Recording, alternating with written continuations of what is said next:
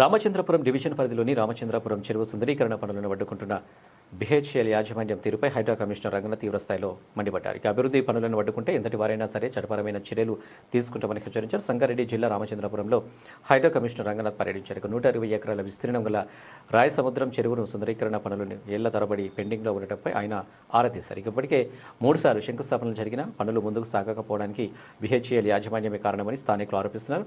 చెరువు కబ్జాకు గురవుతుందన్న సాగుతో సుందరీకరణ పనులను అడ్డుకుంటున్న బిహెచ్ఎల్ అధికారులకు రంగనాథ్ చురకలందించారు.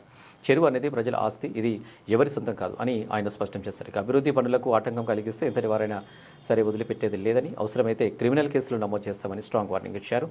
రాయసముద్రం చెరువును హైడ్రా అధికారులతో సర్వే నిర్వహిస్తామన్నారు. ఈరోజు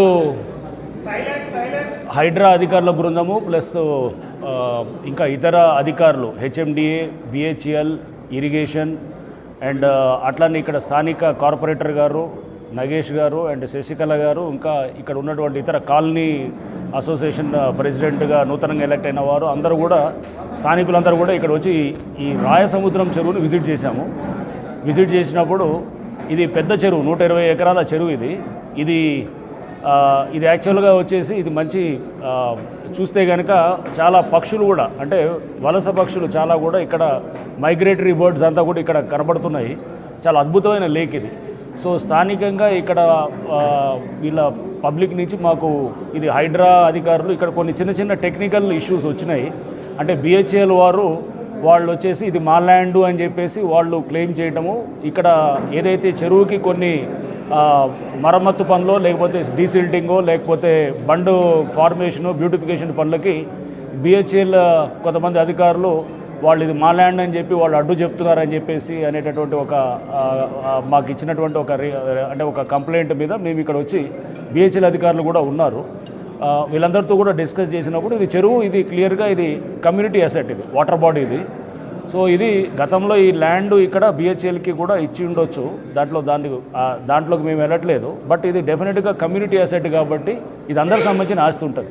సో దీంట్లో మనం బ్యూటిఫికేషన్ కానీ లేకపోతే డీసిల్టింగ్ కానీ రిజ్యూనేషన్ అంటే లేక్ మరమ్మతులు లేకపోతే వాటర్ ఏ చేయాలన్నా కానీ కూడా దానికి బిహెచ్ఎల్కి సంబంధం ఉండదు. సో వాళ్ళ అధికారులు కొంత కన్ఫ్యూజన్లో ఉన్నారు. మేము ఒక లెటర్ కూడా హైడ్రా నుంచి షూటప్ చేస్తాము వాళ్ళ సిఎండి గారికి, వాళ్ళ ఈడీ గారికి, అట్లానే వాళ్ళకి కూడా క్లారిటీ ఇస్తూ. సుప్రీంకోర్టు జడ్జిమెంట్లు చాలా ఉన్నాయి. సుప్రీంకోర్టు జడ్జిమెంట్లు కానీ చట్టాలు కానీ చాలా స్పష్టంగా చెప్పినాయి. ఇదంతా కూడా కమ్యూనిటీ అసెట్ కాబట్టి అందరికీ దీంట్లో స్టేక్స్ ఉంటాయి. జస్ట్ లైక్ ఎవరో ఒక గేటెడ్ కమ్యూనిటీలో ఒక చెరువు ఉందనుకోండి, అది వాళ్ళ ఆస్తి అయిపోతుంది అన్నమాట, అందరికీ పబ్లిక్ ఆస్తి అవుతుంది. సో దాని మీద క్లారిటీ ఇస్తాము. ప్లస్ అట్లానే ఇక్కడ స్థానికంగా వీళ్ళందరి నుంచి కూడా మాకు వచ్చిన రిక్వెస్ట్ ఏంటంటే ఇది హైడ్రా టేకప్ చేస్తే బాగుంటుంది అనేటటువంటిది కూడా చెప్పారు. తప్పకుండా అది చూస్తాము. ప్రపోజల్స్ కూడా గవర్నమెంట్కి సబ్మిట్ చేస్తాము. గవర్నమెంట్ డెసిషన్ తీసుకుంటే మేము దీన్ని టేకప్ చేయడానికి కూడా మేము సుముఖంగా ఉన్నాము. దీనికి ఒక సర్వే కూడా చేపిస్తాము.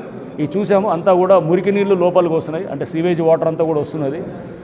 దాని ద్వారా ఏమవుతుందంటే ఈ సీవేజ్ రావడంతో చూసాము చాలా చోట్ల ఇన్లెట్స్ దగ్గర గుర్రపు డెక్ అంతా కూడా ఫార్మ్ అయ్యి ఆ పక్కన ఉన్నటువంటి ప్రాంతాలకి విపరీతమైన దోమలు, దాంతోపాటు పొల్యూషన్. ముందు ఇక్కడ మీకు వాటర్ బాడీస్లో మీకు వచ్చే వాటర్ కూడా క్వాలిటీ చాలా బ్యాడ్ క్వాలిటీ ఉంటుంది. దానివల్ల రేపు ముందు క్యాన్సరు ఇటువంటి వ్యాధులు వచ్చేదానికి కూడా ఛాన్సెస్ ఉంటాయి. సో అందుకోసం మనం ఈ చెరువుని చేసినప్పుడు సమగ్రంగా అన్ని కోణాల్లో దీన్ని మనం చేస్తే కనుక ఈ చుట్టుపక్కల ఉన్నటువంటి వాళ్ళకి ఒక మంచి రిక్రియేషన్గా ఒక వాకింగ్ ట్రాకే కాదు, పిల్లలు ఆడుకోవడానికి ఒక మంచి ప్లే ఏరియాస్ ఇస్తాము. ప్లస్ దాంతోపాటు పార్కులు, గార్డెన్స్ వస్తాయి. ప్లస్ ఇంతే కాకుండా ట్రీట్మెంట్ చేసి ఎస్టీపీలు లాంటివి కూడా ప్లాన్ చేసి, అంటే సమగ్రంగా ఒక చెరువును డెవలప్ చేయాలంటే అన్ని కోణాల్లో చేయడానికి హైడ్రా అయితే మేము ప్రయత్నం చేస్తాం. బట్ ఒకవేళ హైడ్రా టేకప్ చేయకపోయినా కానీ ఇక్కడ హెచ్ఎండి వాళ్ళు చేసినా కానీ వాళ్ళకు వచ్చే ఇతర ఏమైనా అడ్డంకులు లైక్ అవుట్లెట్ నాలా, సర్ప్లస్ నాలా ఉంది అలుగు దగ్గర ఉండేటటువంటి ఆ నాలా చాలా ఎంక్రోచ్మెంట్స్ ఉన్నాయన్నారు. అది కూడా పరిశీలిస్తాము. పరిశీలించి ఏదైతే కనుక అడ్డంకిగా ఉండి మొత్తం చెరువు అన్నింటికి కూడా అలుగులో నుంచి వరద నీళ్ళకి అది అడ్డుపడుతుంటే కనుక అటువంటి ఎంక్రోచ్మెంట్స్ ఇస్తాం. కానీ పబ్లిక్ అందరికీ కూడా ఇప్పుడు ఏదో హైడ్రా వచ్చినారు కాబట్టి ఈ ఎఫ్టీఏలో ఉన్న ఇల్లులన్నీ కూలగొడతారనే దాన్ని భ్రమలో ఉండొద్దు. ఎటువంటి పరిస్థితుల్లో కట్టిన ఇళ్ళని జోళ్ళకి వెళ్ళట్లేదు హైడ్రా.